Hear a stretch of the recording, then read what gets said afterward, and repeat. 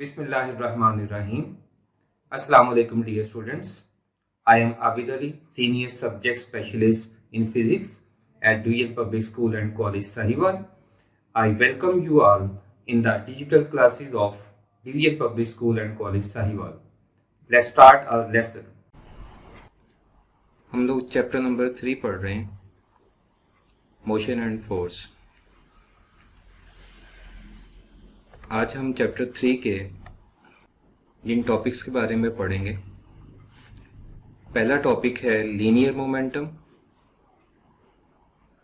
दूसरा टॉपिक हमारा होगा मोमेंटम एंड फोर्स, और तीसरा टॉपिक इम्पल्स है।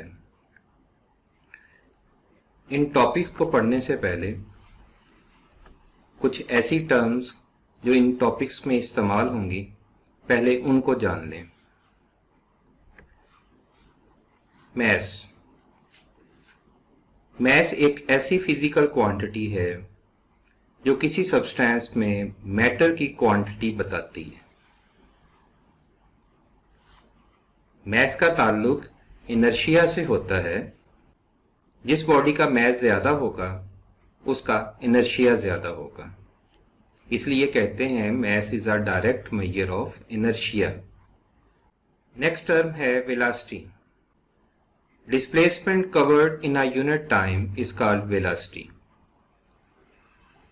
जब आप डिस्प्लेसमेंट को टाइम के हिसाब से मेजर करते हैं तो ये वेलोसिटी कहलाता है। वेलोसिटी को मैथमेटिकली हम डिस्प्लेसमेंट कवर्ड ओवर टाइम इस फार्मूला से रिप्रेजेंट करते हैं। सिस्टम इंटरनेशनल में वेलोसिटी का यूनिट है metre per second. Next term है एक्सेलरेशन। एक्सेलरेशन में वेलोसिटी में change with respect to time देखा जाता है, यानी एक्सेलरेशन है the time rate of change of velocity of a body is called acceleration. Mathematically acceleration equal है change in velocity over time. इसी एक्सप्रेशन से हम एक्सेलरेशन का यूनिट निकाल सकते हैं। वेलोसिटी का unit metre per second, time का यूनिट सेकंड, तो सिस्टम इंटरनेशनल में एक्सेलरेशन का यूनिट बनता है metre per second square. Next हमारी टर्म है फोर्स। फोर्स एक ऐसी एजेंसी है जो स्टेट ऑफ रेस्ट या यूनिफॉर्म मोशन को बदलती है या बदलने की कोशिश करती है। इस फोर्स को हम क्वांटिटेटिवली न्यूटन के सेकंड लॉ से एक्सप्रेस करते हैं। न्यूटन के सेकंड लॉ की स्टेटमेंट है A force applied on a body produces an acceleration in its own direction। कि किसी बॉडी पे लगने वाली फोर्स अपनी ही डायरेक्शन में एक्सेलरेशन प्रोड्यूस करती है। The magnitude of this acceleration is directly proportional to the applied force and inversely proportional to the mass of the body। इस लॉ में बेसिकली एक्सेलरेशन को फोर्स और मैस के साथ रिलेट करते हैं। इस वजह से हम न्यूटन सेकंड लॉ को लॉ ऑफ एक्सेलरेशन का नाम भी देते हैं। इस लॉ में 3 चीजों को डिस्कस किया जाता है, एक्सेलरेशन को, फोर्स को और मैस को। न्यूटन लॉ की फाइनल एक्सप्रेशन के मुताबिक ये तीनों इक्वल हैं F is equal to ma।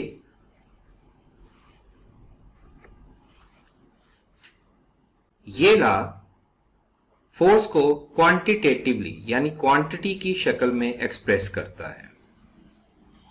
अगले स्टेप की तरफ बढ़ते हैं। नेक्स्ट है यूनिट ऑफ फोर्स।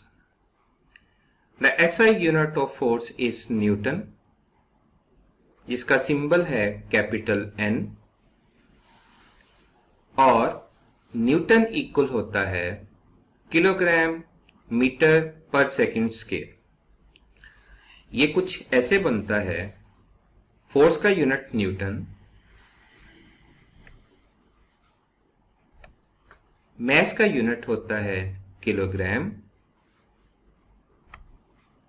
और एक्सेलरेशन का यूनिट होता है मीटर पर सेकंड स्क्वायर। इस तरह से 1 Newton 1 KG metre per second square के इक्वल होगा। अब हम अपने टॉपिक की तरफ आते हैं। हमारा आज का टॉपिक है लीनियर मोमेंटम। न्यूटन के मुताबिक किसी बॉडी में मोशन की क्वांटिटी मोमेंटम कहलाती है। By Newton, the quantity of motion in a body is known as momentum. अब क्वांटिटी ऑफ मोशन का मतलब ये है कि किसी मूविंग बॉडी को रोकना कितना आसान या मुश्किल है। हाउ इजी और difficult to stop a moving body is known as quantity of motion. अगर एक बॉडी मूव करती आ रही है, उसको हम आसानी से रोक सकते हैं तो हम कहेंगे उसकी क्वांटिटी ऑफ मोशन कम है। अगर उस बॉडी को रोकना मुश्किल होगा तो हम कहेंगे उसकी क्वांटिटी ऑफ मोशन ज्यादा है। इसी बात को हम दो केसेस की शक्ल में डिस्कस करते हैं। पहला केस है टू ऑब्जेक्ट्स जिनके मैसेज डिफरेंट होंगे और वो सेम वेलोसिटी के साथ मूव कर रहे हैं। हमारे पास दो ऑब्जेक्ट्स हैं, एक बाइसिकल और दूसरी मोटर बाइक। हम सपोज करते हैं ये दोनों सेम वेलोसिटी से मूव कर रहे हैं। अगर ये दोनों मूव करते हुए हमारी तरफ आए तो ये बात क्लियर है कि मोटर बाइक को रोकना मुश्किल होगा और साइकिल को रोकना आसान होगा। मोटर बाइक को रोकना चूंकि मुश्किल है, हम कहेंगे मोटर बाइक की क्वांटिटी ऑफ मोशन ज्यादा है। साइकिल को रोकना आसान है, इसलिए साइकिल की क्वांटिटी ऑफ मोशन कम है। मोटर बाइक को रोकना इसलिए मुश्किल है क्योंकि मोटर बाइक मैसिव है, यानी भारी है। यहां से ये नतीजा निकलता है जो मैसिव ऑब्जेक्ट्स होते हैं उनको रोकना मुश्किल होता है और जो लाइटर ऑब्जेक्ट्स होते हैं जिनका मैस कम होता है उनको रोकना आसान होता है। तो नतीजा ये निकलता है it is more difficult to stop the massive object. It mean massive object has more quantity of motion. दूसरे केस में हम दो ऑब्जेक्ट्स लेंगे जिनका मैस सेम है लेकिन डिफरेंट वेलोसिटीज के साथ मूव कर रहे हैं। फॉर एग्जाम्पल, हमारे पास दो एक जैसे बाइसिकल हैं। इनमें से एक फास्ट मूव करेगा, एक स्लो मूव करेगा। जब ये दोनों मूव करेंगे तो फास्ट मूविंग बाइसिकल को रोकना मुश्किल होगा और स्लो मूविंग बाइसिकल को रोकना आसान होगा। फास्ट मूविंग बाइसिकल को रोकना मुश्किल है, इसलिए फास्ट मूविंग बाइसिकल की क्वांटिटी ऑफ मोशन ज्यादा है। यानी ये नतीजा निकलता है कि faster the object is moving harder is it to stop it. कि ऑब्जेक्ट जितना फास्ट मूव करेगा उसको रोकना उतना ही मुश्किल होगा और जिसको रोकना मुश्किल है उसकी क्वांटिटी ऑफ मोशन ज्यादा है। It means faster object has more quantity of motion. तो इन दोनों केसेस से दो बातें सामने आती हैं। जिस मूविंग ऑब्जेक्ट का मैस ज्यादा होगा उसको रोकना मुश्किल है, उसकी क्वांटिटी ऑफ मोशन ज्यादा है। और जो ऑब्जेक्ट फास्ट मूव कर रहा होगा उसको रोकना भी मुश्किल होगा। यानी क्वांटिटी ऑफ मोशन दो बातों पे डिपेंड करती है। Number 1 mass, number 2 velocity. और क्वांटिटी ऑफ मोशन मोमेंटम कहलाती है। Quantitatively the product of mass and linear velocity is called as linear momentum. Linear momentum mass और लीनियर वेलोसिटी का प्रोडक्ट होता है। मैथमेटिकली लीनियर मोमेंटम इक्वल है mass into velocity. जिसको symbol की शक्ल में हम लिखेंगे linear momentum equal to mass into linear velocity. इस एक्सप्रेशन में p वेक्टर फॉर्म में लीनियर मोमेंटम को रिप्रेजेंट करता है, m ऑब्जेक्ट के मास को रिप्रेजेंट करता है और v ऑब्जेक्ट की वेलोसिटी को रिप्रेजेंट करता है। इसमें वेलोसिटी एक वेक्टर क्वांटिटी है, इसलिए मोमेंटम भी एक वेक्टर क्वांटिटी है। तो linear momentum is a vector quantity. अब जो डायरेक्शन वेलोसिटी की होगी, मोमेंटम की डायरेक्शन भी वही होगी, क्योंकि मोमेंटम वेलोसिटी की वजह से वेक्टर क्वांटिटी है। तो direction of momentum is same as that of velocity. Next step है यूनिट ऑफ लीनियर मोमेंटम।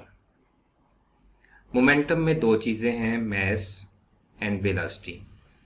तो मास का यूनिट और वेलोसिटी का यूनिट मिलके मोमेंटम के यूनिट को बयान करेंगे। सिस्टम इंटरनेशनल में यूनिट ऑफ मास किलोग्राम है, unit of velocity metre per second है। इस तरह से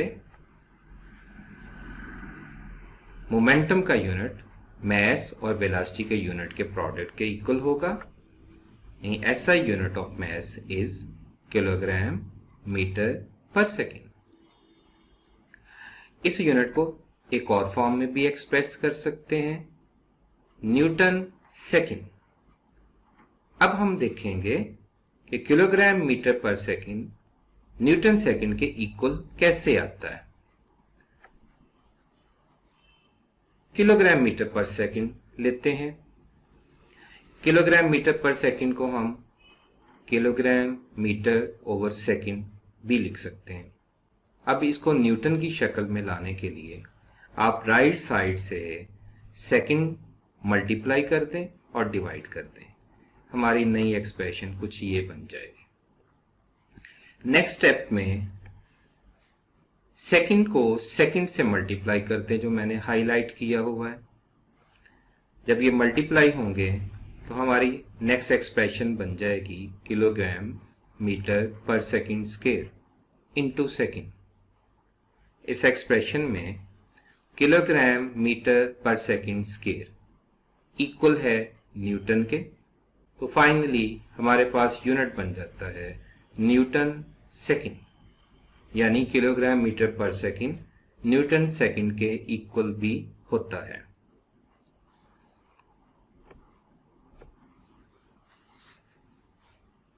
नेक्स्ट हमने न्यूटन सेकेंड लॉ को और मोमेंटम को रिलेट करना है।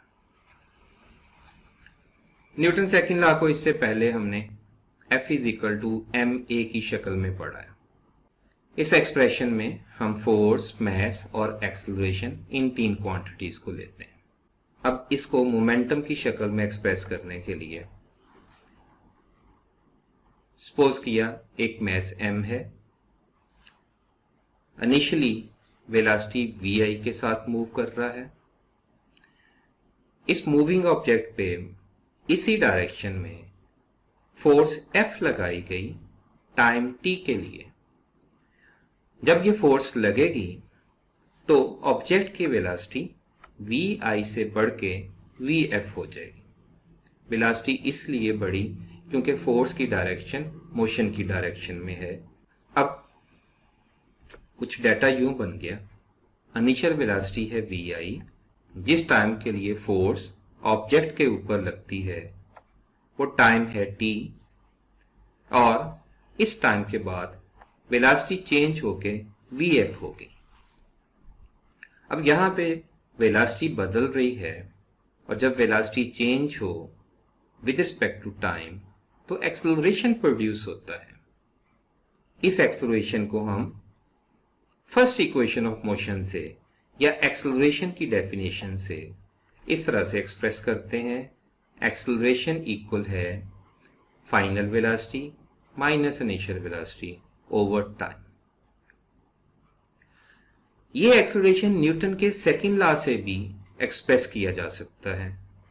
According to Newton second law, acceleration equal होता है फोर्स ओवर मास। इक्वेशन 1 और इक्वेशन 2 में लेफ्ट साइड सेम है, इसलिए राइट साइड्स भी सेम होंगी। तो नेक्स्ट स्टेप में हम इनको कंपेयर करवाते हैं। बाय कंपेयरिंग इक्वेशन 1 एंड 2 हमारे पास इक्वेशन ये बन गई, F over m is equal to Vf minus Vi over time. हमने चूंकि force in terms of momentum निकालनी है, इसलिए मास को राइट साइड पे ले जाते हैं। ये मास राइट साइड पे जाके मल्टीप्लाई होगा और नेक्स्ट एक्सप्रेशन बन जाएगी force is equal to m bracket Vf minus Vi bracket close over time. अब ये ब्रैकेट खोल देते हैं, मास ब्रैकेट में दोनों वेलोसिटीज के साथ मल्टीप्लाई होगा और फाइनल इक्वेशन बन जाती है force is equal to mvf minus mvi over time. इस इक्वेशन में mvi इनिशियल मोमेंटम को रिप्रेजेंट करता है, mvf फाइनल मोमेंटम को रिप्रेजेंट करता है। अब इक्वेशन 3 में mvf में से mvi माइनस हो रहा है, इसलिए इसे हम कहेंगे change in momentum. Force equal आ गई change in momentum over time. इस एक्सप्रेशन में force change in momentum over time के इक्वल है। याद रहे मोमेंटम मास और वेलोसिटी का प्रोडक्ट है। मास बदल जाए तब भी मोमेंटम बदल जाएगा, वेलोसिटी बदल जाए तब भी मोमेंटम बदल जाएगा। इसके बरक्स हमने न्यूटन सेकंड लॉ की जो पहले फॉर्म पढ़ी है, F is equal to ma। इस एक्सप्रेशन में मास को कांस्टेंट लिया जाता है, जबकि ऊपर वाली एक्सप्रेशन में मास बदलने से मोमेंटम बदलेगा और आपको फोर्स हासिल हो जाएगी। इस तरह से हम कह सकते हैं कि ऊपर वाली एक्सप्रेशन चेंजिंग मास के लिए भी लग सकती है, चेंजिंग वेलोसिटी के लिए भी लग सकती है, जबकि ये जो ग्लोइंग एक्सप्रेशन है ये सिर्फ उस केस में लगेगी जहां पे मास कांस्टेंट है।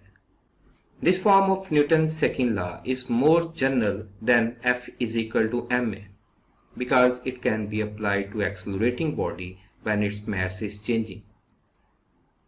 कि लास्ट इक्वेशन जो F is equal to change in momentum over time के इक्वल है, ये ज्यादा general equation as compare to F is equal to ma, क्योंकि इसको हम ऐसी एक्सेलरेटिंग बॉडीज के लिए भी लगा सकते हैं जिनका मास बदल रहा हो। स्टेटमेंट कुछ यूं बनती है, the time rate of change of momentum of a body is equal to the force applied on the body. याद रहे, जिस बॉडी का मोमेंटम बदलेगा फोर्स उसी बॉडी पे लगेगी। या इस तरह से भी कह सकते हैं कि जिस पे फोर्स लगी मोमेंटम उसी बॉडी का बदलता है। नेक्स्ट टर्म है हमारी इंपल्स। बहुत सारी एग्जांपल ऐसी हैं जिसमें बॉडी पे लगने वाली फोर्स हर इंस्टेंट पे चेंज होती है। जैसे अगर कोई प्लेयर बैट से बॉल को हिट करता है तो हर इंस्टेंट पे फोर्स चेंज होती है। ऐसी सूरत में हम इंपल्स को डिफाइन करते हैं, when a large force acts on a body for a very short duration, then the product of force and the time for which this force acts is called the impulse. Mathematically, impulse equal है force into time.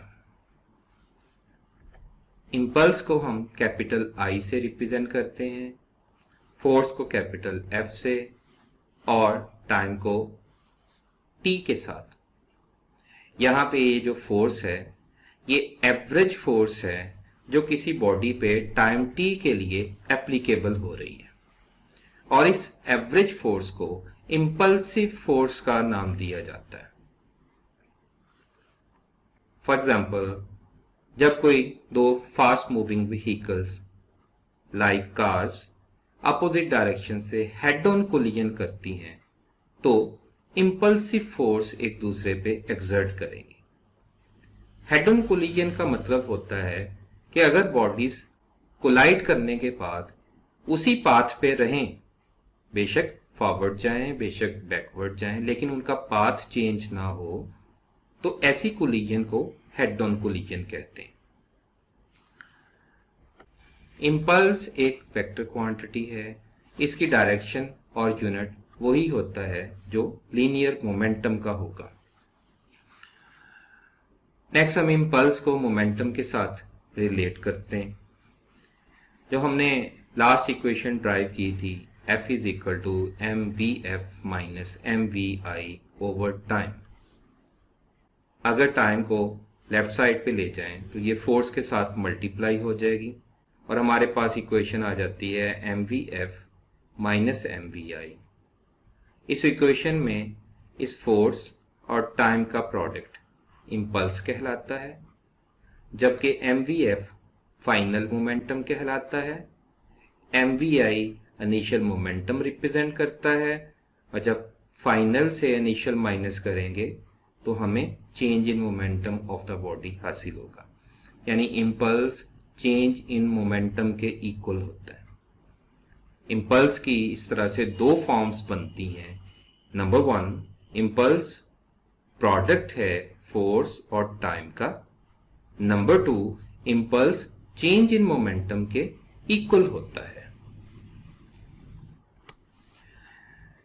जी students, ये तो impulse हो गया, impulse और momentum का ताल्लुक हो गया। नेक्स्ट हम F is equal to delta P over delta T की सिग्निफिकेंस की बात करते हैं कि ये इक्वेशन फिजिक्स में कैसे इंपॉर्टेंस रखती है। उससे पहले जरा स्टेटमेंट रिपीट कर लें। Time rate of change of momentum of a body is equal to the force applied on the body. किसी बॉडी के मोमेंटम में चेंज ओवर टाइम उस बॉडी पे लगने वाली फोर्स के इक्वल होता है। इस एक्सप्रेशन में फोर्स F इम्पैक्ट फोर्स कहलाती है, इसे हम इम्पल्सिव फोर्स भी कहते हैं, और डेल्टा टी कहलाता है इम्पैक्ट टाइम। ये इम्पैक्ट टाइम और इम्पल्सिव फोर्स एक दूसरे के इनवर्सली प्रोपोर्शनल है।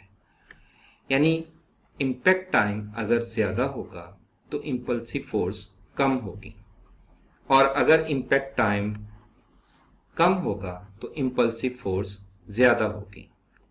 यानी इम्पैक्ट टाइम और फोर्स एक दूसरे के साथ इनवर्सली रिलेट करते हैं। Longer the impact time, smaller is the impulsive force and vice versa. यही चीज हम कुछ एग्जाम्पल्स के साथ डिस्कस करते हैं। फॉर एग्जाम्पल, हमारे पास एक एग है, रॉ एग लिया है, कच्चा अंडा लिया है हमने। इस एग को हम फ्लोर पे अगर ड्रॉप करें तो जैसे ही यह किसी हार्ड फ्लोर पे गिरेगा तो टूट जाएगा। इसके बरक्स यही एग हम ऐसे क्लॉथ के ऊपर ड्रॉप करेंगे जो हमने जमीन से थोड़ा ऊपर स्ट्रेच किया हुआ है। जब यह एग स्ट्रेच क्लॉथ पे गिरेगा तो ब्रेक नहीं होगा। इसकी वजह जानते हैं।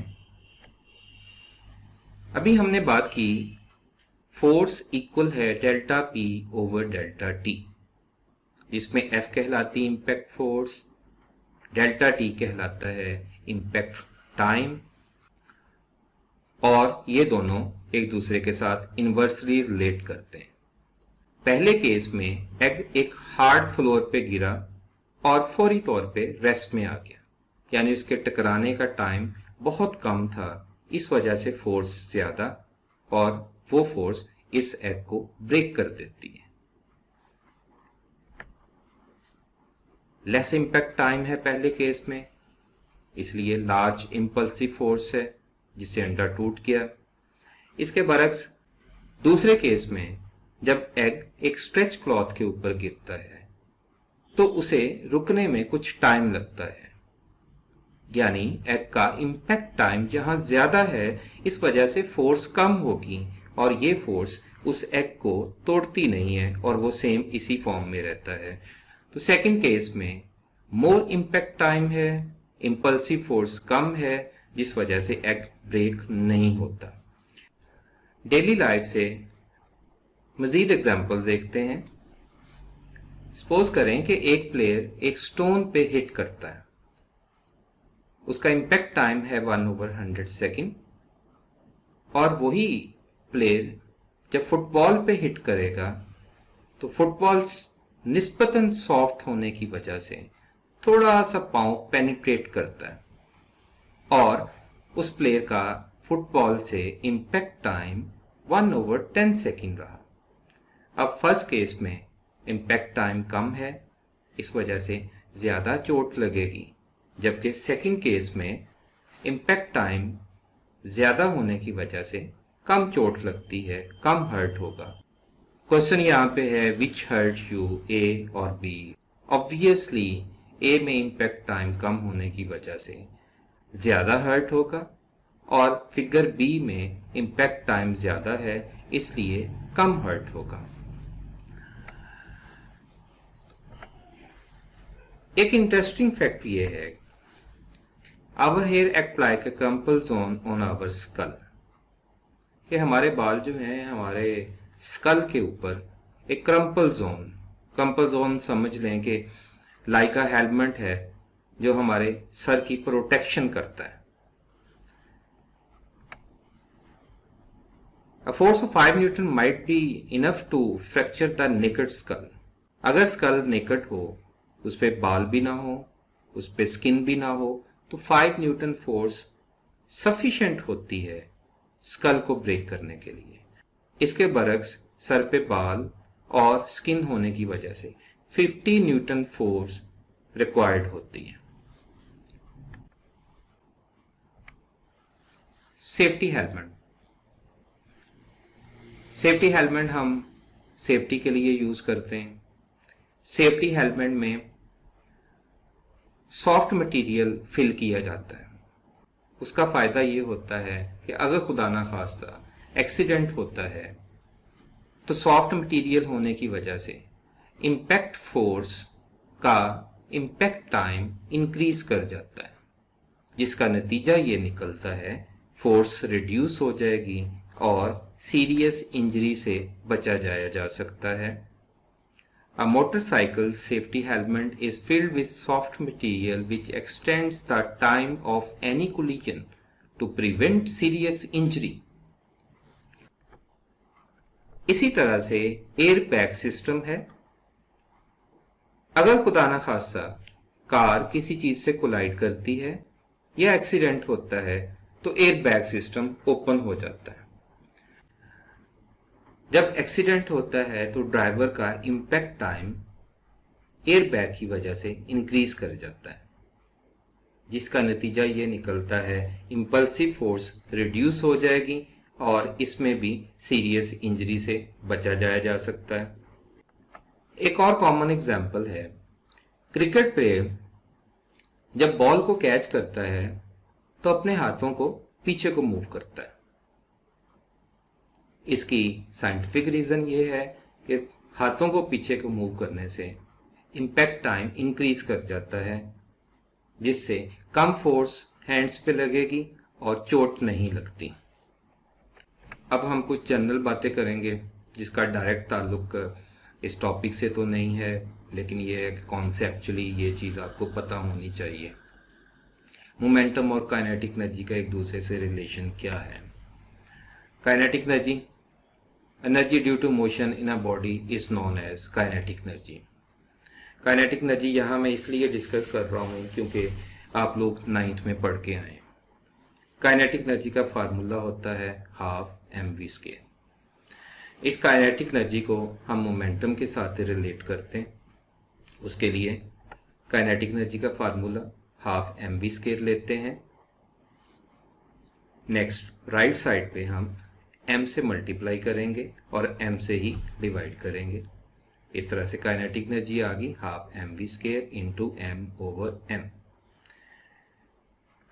नेक्स्ट स्टेप में ये दोनों m मल्टीप्लाई होके बन जाएगा m² और इक्वेशन आ गई m² v² ओवर 2m। अब स्केयर कॉमन ले लें। इस एक्सप्रेशन में mv लीनियर मोमेंटम को रिप्रेजेंट करता है, तो लास्ट इक्वेशन में हम mv की जगह पे p यानी लीनियर मोमेंटम रख लेते हैं। इस तरह से काइनेटिक एनर्जी इक्वल आ गई p² ओवर 2m। अब हम इनके डिफरेंट केसेस देखते हैं। पहला केस है, अगर मोमेंटम कांस्टेंट रखें तो काइनेटिक एनर्जी मास के इनवर्सली प्रोपोर्शनल है। जिस बॉडी का मास कम होगा उसकी काइनेटिक एनर्जी ज्यादा होगी और जिसका मास ज्यादा होगा उसकी काइनेटिक एनर्जी कम होगी, लेकिन उसके लिए शर्त है कि मोमेंटम कांस्टेंट हो। दूसरा केस बनता है, अगर हम काइनेटिक एनर्जी कांस्टेंट रखें, इसमें हमें मोमेंटम बताना है, इसलिए मोमेंटम को एक साइड पे कर लेते हैं। इसी इक्वेशन में 2m लेफ्ट साइड पे जाके मल्टीप्लाई होगा और मोमेंटम आ जाएगा p² is equal to 2mke। अब दोनों तरफ स्क्वायर रूट ले लें तो फाइनली मोमेंटम इक्वल आ गया स्क्वायर रूट 2mke। अगर काइनेटिक एनर्जी कांस्टेंट हो तो मोमेंटम मास के स्क्वायर रूट के साथ डायरेक्टली रिलेट करता है। इस इक्वेशन के मुताबिक अगर काइनेटिक एनर्जी कांस्टेंट हो तो मैसिव बॉडी का मोमेंटम ज्यादा होगा और लाइटर बॉडी का मोमेंटम कम होगा। अब हम देखेंगे किसी क्वांटिटी में परसेंटेज चेंज कैसे कैलकुलेट करते हैं। परसेंटेज चेंज इक्वल होती है difference of initial and final value of a quantity over initial value of a quantity. For example, if kinetic energy of a body is 100% increase, then what is the percentage change in the linear momentum? Solution की तरफ चलते हैं। Let initial momentum 2mke square root है। Final momentum को हम p1 से label कर देते हैं।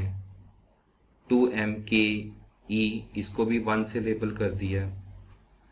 अब काइनेटिक एनर्जी में चेंज आ रहा है, तो काइनेटिक एनर्जी की फर्ज किया कि इनिशियल वैल्यू है ke, चेंज के बाद फाइनल वैल्यू बनी ke1, इनिशियल वैल्यू ke जो कि 100% इंक्रीज हो रही है तो हमने प्लस 100% ऑफ काइनेटिक एनर्जी कर दिया। 100% का मतलब होता है 100/100, तो ये बन गया काइनेटिक एनर्जी प्लस 100/100 ke। 100 से कट जाएगा और final value of kinetic energy आ जाती है 2ke। यानी इसमें initial value of kinetic energy है ke, जबकि final value of kinetic energy है 2ke। अब हम मोमेंटम में परसेंटेज चेंज कैलकुलेट करते हैं। फार्मूला के मुताबिक ये इक्वल होगा p1 final momentum minus p initial momentum over p multiply by 100%। इनकी वैल्यूज रख दें। 2mke1 square root final momentum की वैल्यू थी, इनिशियल था 2mke square root over 2mke square root initial value को रिप्रेजेंट करता है। पूरी इक्वेशन में ऊपर 2m हम कॉमन लेंगे, ये 2m नीचे वाले 2m से कैंसिल होगा और नेक्स्ट इक्वेशन आ जाती है ke1 यानी final kinetic energy whole square root minus initial kinetic energy square root over initial. इनकी वैल्यूज रखते हैं। फाइनल काइनेटिक एनर्जी 2ke निकली थी minus initial over initial value of kinetic energy. यहां से हम काइनेटिक एनर्जी कॉमन लेंगे और नेक्स्ट फॉर्म बन जाती है 2 square root minus 1 square root kinetic energy over square root kinetic energy. ये काइनेटिक एनर्जी के साथ कैंसिल होके इक्वल आ जाएगा 2 square root minus 1 into 100। 2 square root 1.44 के इक्वल 1.44 में से 1 माइनस करेंगे और 100 से मल्टीप्लाई करके हमारे पास 44% मोमेंटम में इंक्रीज आता है। यानी अगर काइनेटिक एनर्जी 100% बढ़ती है तो मोमेंटम 44% बढ़ेगा। जी स्टूडेंट्स, ये तो हमारा आज का टॉपिक था। अब इस टॉपिक से रिलेटेड एक छोटी सी असाइनमेंट आपको देते हैं।